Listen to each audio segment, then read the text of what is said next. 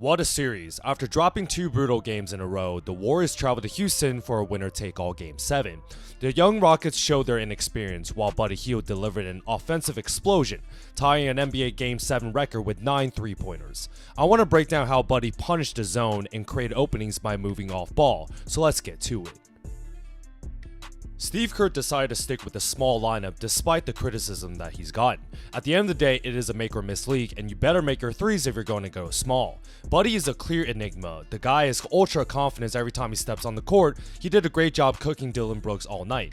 Here he sprints up the floor after a made basket and uses a shooting threat to catch Brooks one step too slow. Buddy sees that Brooks is closing out and hesitates for a second and accelerates right past. Brooks is a good physical defender, but his lateral quickness was not good enough as Hield uses the inside hand to get a layup. This is a great sign to start off. Shout out Draymond for having arguably his best game of the series. The Rockets started out man-to-man with Şengün as a center. We have Buddy out of everyone calling Jimmy for an on-ball screen, but you can see on the strong side VanVleet moving up higher on the wing to shade and sit in the gap. This is because he is guarding a non-shooter in Draymond in the corner, so when Buddy rejects the pick, VanVleet is right there to play the drive. Hield is smart for giving up his dribble early and kicks it out to Draymond, and Houston had game plan and will live with Draymond threes with their hands down. Green made them pay in the first quarter.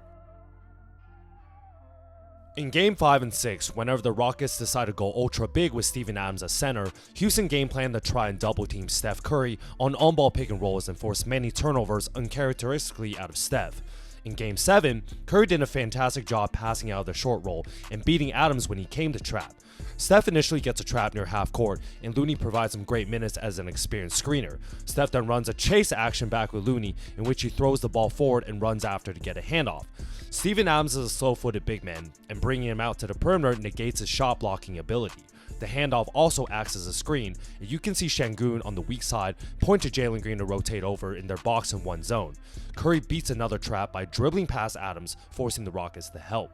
Tari Eason is so focused on Steph that he did not expect this incredible no-look over-the-head pass by Curry, and Buddy gets an open catch and shoot to heat up. The Warriors stifled the Rockets' offense by running a zone defense themselves. Buddy was elite on the defensive end last night, running Jalen Green off the three-point line and into help, where Looney comes to rotate as the low man. Draymond's fighting for position with Adams, and they do not care about Şengün on the perimeter. The Warriors will live with another Tari Eason straight line drive on Steph, where the zone defense has Looney to come help again and go straight up, getting a sweet block and forces the loose ball. Jabari Smith Jr. now has to throw up a late shot clock 3, and the Warriors get a stop. With 4 seconds to go, look at Jalen Green picking up Steph and not allowing him to get a shot off, but no one picks up Buddy Hield. Buddy literally dribbles into a half-court heave to get a huge momentum 3 to end the quarter. It's officially Buddy time. With the two big lineup, the Rockets played a terrific box-and-one zone defense on Steph Curry, completely negating him in off-ball actions. Look at Jimmy wasting time trying to find him before resorting to an inverted pick and roll with Buddy Hield on the strong side. Knowing Houston will switch everything, Buddy counters by running a ghost screen instead, allowing Houston to momentarily double-team Butler. Now Buddy is able to attack the longer closeout by Smith Jr. off the catch. Still, a Buddy Hield drive to the basket is not a high-quality offensive possession, but he was feeling himself enough to be able to stop on a dime and create just enough space. For a Dirk Nowitzki one-legged fadeaway midi, we may have a Game 7 Steph Curry replacement now. Houston's box-and-one took away Steph's offense to only 3 points in the first half. Look at VanVleet completely locked into him on the weak side. With the other Rockets in a 4-person zone, we know the best ways to beat a zone defense is to attack the middle of the paint, and you have to make your 3-pointers. When Jimmy attacks Smith Jr. to the middle, Dillon Brooks spaces out for a second by leaving a shooter to stunt one pass away. Buddy counters by creating better spacing and fading to the right wing, so this kick-out pass forces a much longer closeout by Brooks. Way to step into the catch and shoot, and Buddy hits another one. In this zone defense with two bigs, Ime Udoka also switched up a defensive scheme in which the nearest Rocket will tag Steph Curry wherever he cuts off ball. You can see VanVleet call to the baseline defenders to tag Curry to whichever direction he is going. When Curry's in the paint, the baseline defender and Brooks purposely tags him in an effort to be physical and knock him off rhythm, but this allows Buddy to directly pop out to the perimeter. They're so focused on Steph that Brooks calls out to the right wing that he forgot to guard the hottest shooter on the court. Buddy with zero hesitation is now in a shooting zone. The Warriors started to build a lead when they got into earlier offense that continuously broke down the zone, with Amen Thompson picking up Steph on ball. Houston's communicating on the back line as to which defender is covering what area of the court. You can see Van Vliet call towards the right short corner that Buddy will be fading there, but the second Van Vliet turns back around to face Steph, Curry launches a pass right to Buddy, where he counters by stopping in his tracks into a wide open right wing. You beat the zone by forcing long closeouts, and you can tell Hield creates some great spacing by being in between the defender up top in Van Vliet and the defender down low in Şengün. Buddy is elite at catch and shoot opportunities, and he remains hot. The zone defense that worked so well the last couple games was countered by simply hitting your open threes. I know that is not shocking analysis, but at the end of the day, it is a make or miss league. Golden State will generate open looks, just like Jimmy on this baseline drive. Butler has zero intention of going up, but his drive forces the two big men to help and creates an advantage on the weak side. Another problem with the zone defense is there is not a proper rotational technique. Defenders are covering a certain area, not trained to court map and X out to an expected player. Dillon Brooks is on the weak side low man, but he is only focused on Podziemski in the corner because that is his guy in that area. Buddy creates perfect spacing by dropping to the left wing, forcing another long closeout by Brooks, and reloads for another open three-pointer.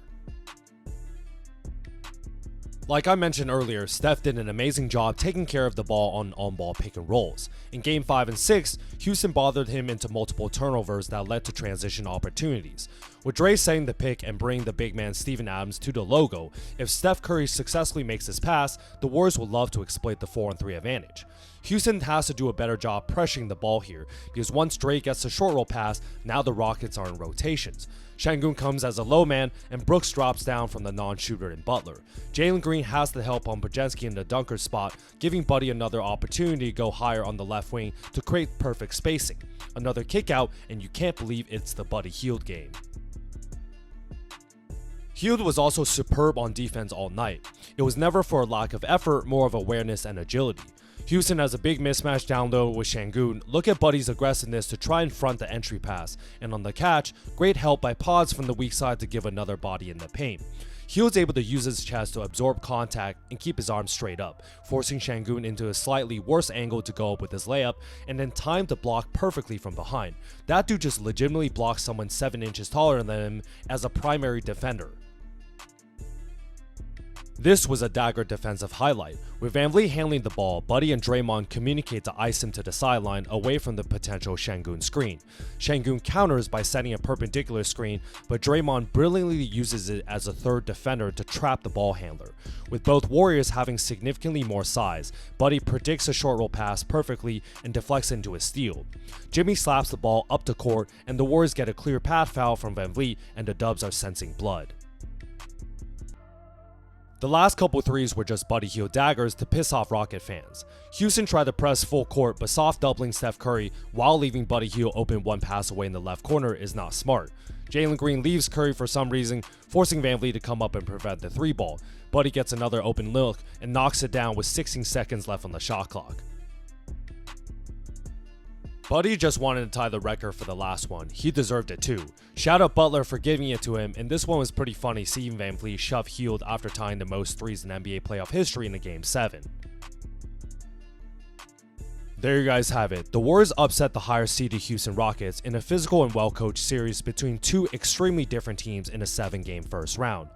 Buddy Hield exploding in Game 7 under the highest pressure environment was definitely not in my bingo card, but I guess that's why the Buddy Hield cycle has been a real thing his whole career. For such a streaky shooter, Hield came alive in the right time by trusting in his body of work and keeping the game of basketball simple. With the Rockets maintaining their zone defense, it was Buddy who capitalized on the gravity of his teammates, attacking closeouts, hitting wide open catch and shoot opportunities, and playing elite defense while grabbing rebounds to impact both ends of the floor. With all the highs and lows of Buddy's season, this game will forever be etched in Warriors history as the Buddy Hield game, where he stepped into his role as Alfred to help clinch a winner-take-all series.